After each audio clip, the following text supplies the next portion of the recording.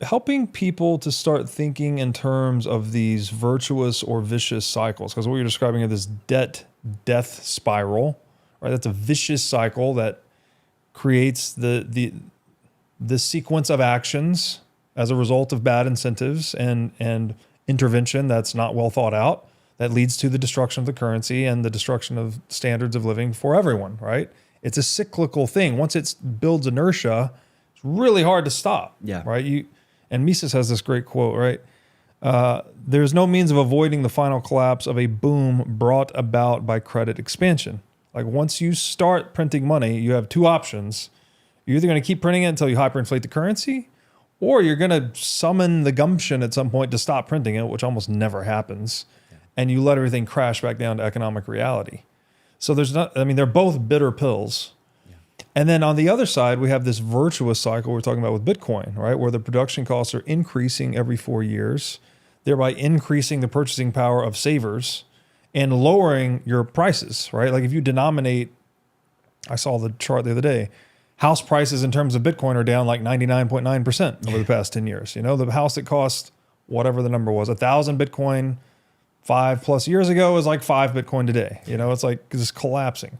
So that's how you need to think about the world, is there are these feedback loops. And it's like, do you want to be on the one that's cutting against you and like tearing you apart? Or do you want to be on the one that you're riding the wave? Yeah.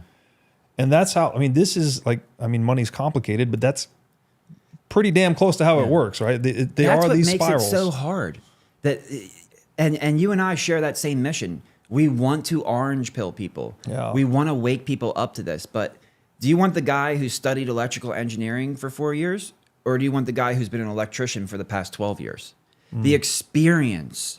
That's why they say Bitcoin changes you. You don't change Bitcoin. When you can actually use an instrument that you can save in, and you experience the power of saving, that economic incentive grows in you, and it changes your mindset and your approach to your capital allocation. Yeah, your time preference. But you have to experience it. That's the hardest part. What's the trick? What can we say? What can we do to just get these people to understand that you need to save in Bitcoin? It's savings technology that will empower you. Yeah. And to me, I've come to the conclusion that it starts with the kids.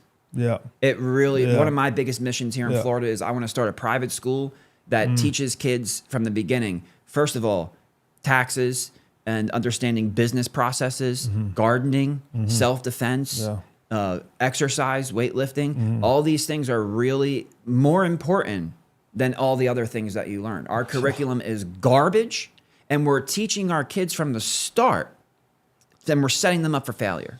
And that's where the bad side of this comes in. A lot of people say, are they doing this on purpose? I think originally my answer was no. But when you see the level of fight and aggressiveness and what they've done to the education curriculum, and you've seen it in the United States, we've dropped from being one of the top to one of the worst at the bottom. Yeah. Was that by accident? I don't think it was by accident. I think that there was a strategic design to eliminate. That's why they never teach you about money versus currency. You come out thinking dollars money because you've never been taught the difference. Of course. So why are you not being taught these things from a young age? Why are we not raising up people who can become great businessmen? Yeah. Why are we trying to raise up people who really become tax slaves? Yeah. And then and unfortunately, that's a rabbit hole that when you dig into it, there's a lot more confirmations in that hole than there is that we just made a couple dumb decisions over time. Agreed. Agreed completely. And then it's not, again, these are bitter pills to swallow, but there's the saying that no man is better than his incentives. Yeah. And so for me, how could a society be anything other than that, right? A society is a collection of people. So if no man is better than his incentives, why would a society be any better than its incentives? So then you start asking yourself, like, okay, well, if you are printing money and destroying the economy and creating debt slaves, wouldn't you also need to create an academic paradigm that justified and supported that? Right? You couldn't say the truth about it. Surely not. Yeah. You'd have to say the opposite, right?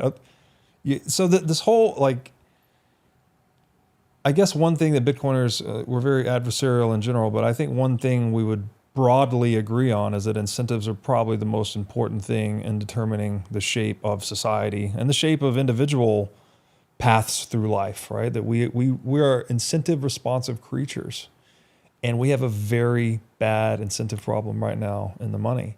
Thanks for watching.